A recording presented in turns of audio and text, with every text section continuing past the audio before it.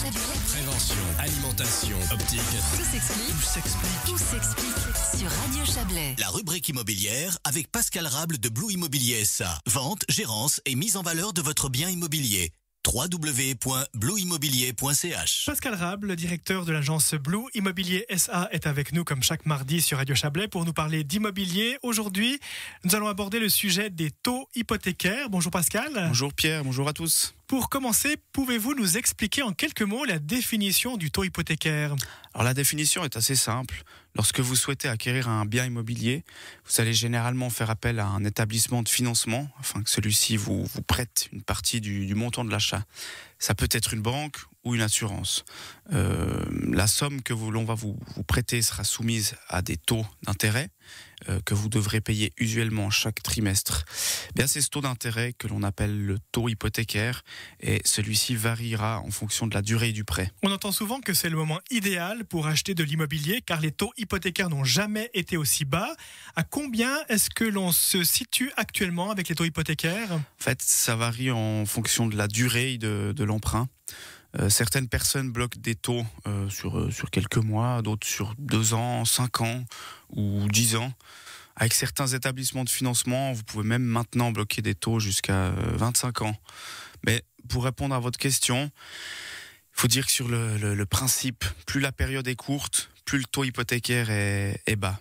Et donc forcément, plus la période est longue, plus le taux augmente, même si finalement la différence s'est bien estompée au cours des dernières années entre les taux à courte durée et les taux à longue durée.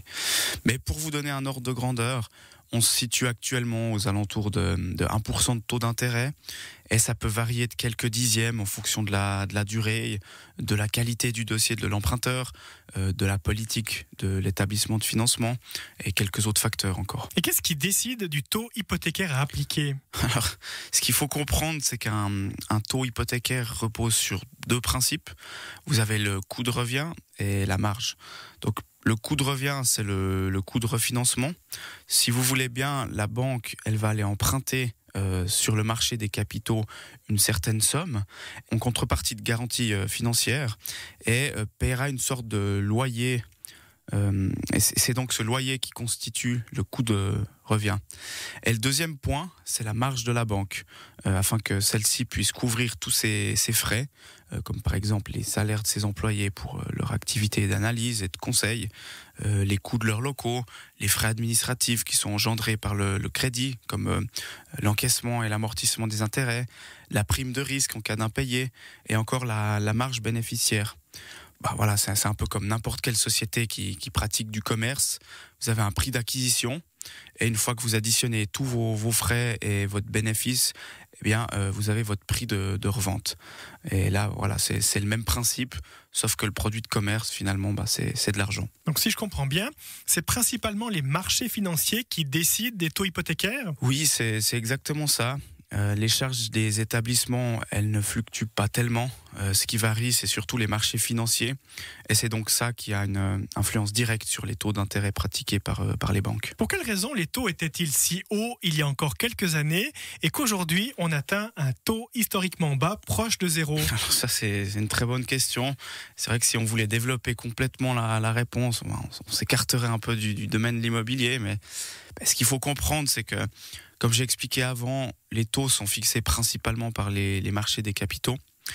Et voilà, suite à la crise financière mondiale, il y a eu une politique monétaire qui a été introduite par les gouvernements afin de faciliter l'accès au crédit et de les rendre quasiment gratuits dans le but de relancer l'économie. Et le constat est là aujourd'hui. Le système fait actuellement que l'argent ne coûte rien. Et ça va même encore plus loin avec la politique de la BNS qui facture 0,75% de taux d'intérêt négatif. Enfin bref, pour résumer, voilà, comme l'accessibilité à l'argent ne coûte quasiment rien, alors les taux d'intérêt hypothécaires sont également ridiculement bas. Donc c'est vraiment le moment d'acheter si vous avez la possibilité, parce que ça n'a jamais été si bon marché d'être propriétaire. Vous avez parlé tout à l'heure des différents établissements de financement que l'on retrouve sur le marché, comme les banques et les assurances. Quelles sont les différences entre ces deux variantes ? Il y en a à plusieurs niveaux. Alors, concernant les taux hypothécaires, d'une manière générale, les assurances ont des taux plus avantageux, du moins pour les périodes de minimum 5 ans. Cela est dû au fait qu'elles n'ont pas besoin de se refinancer sur le marché des capitaux. La contrepartie à ça, c'est qu'il vous faudra souvent souscrire pour de longues échéances. En termes de flexibilité, par contre, alors les banques sont beaucoup plus arrangeantes que les assurances, dans la mesure où l'accessibilité à la propriété n'est pas facile pour tout le monde, notamment pour réunir les fonds propres et pour le calcul de la tenue des charges théoriques, ça peut quand même faire la différence de passer par une banque. Encore un autre point, avec la banque, vous pourrez emprunter sur du court terme, par exemple 1 année ou 2, ce qui n'est pas vraiment le but des assurances qui cherchent avant tout la stabilité et les placements sur long terme. Suivant le type d'objet aussi que vous souhaitez financer, ça peut faire la différence également. Avec une banque, c'est vrai que vous pouvez financer quasiment tout, que ce soit un terrain, une résidence secondaire ou un bien de rendement. Les assurances, quant à elles, ne se limiteront généralement qu'à votre résidence principale, pour autant que celle-ci corresponde à leurs critères. Lorsque l'on achète un bien immobilier, plusieurs choix d'échéances sont proposés lorsque l'on souscrit à une hypothèque. Comment choisir ?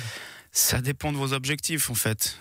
Si vous achetez un logement dans le but de fonder une famille et d'y rester pour plusieurs décennies, alors il sera peut-être préférable de bloquer également votre taux hypothécaire pour une longue période. Par exemple 10 ans, 15 ans, voire même plus.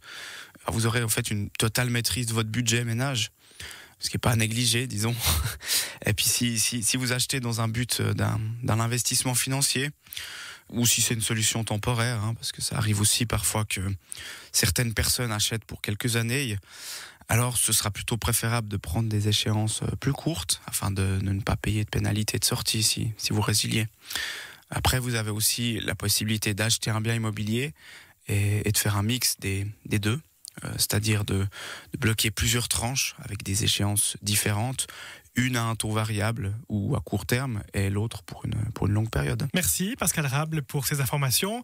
Je rappelle que vous êtes directeur de l'agence Blue Immobilier SA, blueimmobilier.ch. Belle journée. Merci, bonne journée. La rubrique immobilière avec Pascal Rable de Blue Immobilier SA. Vente, gérance et mise en valeur de votre bien immobilier.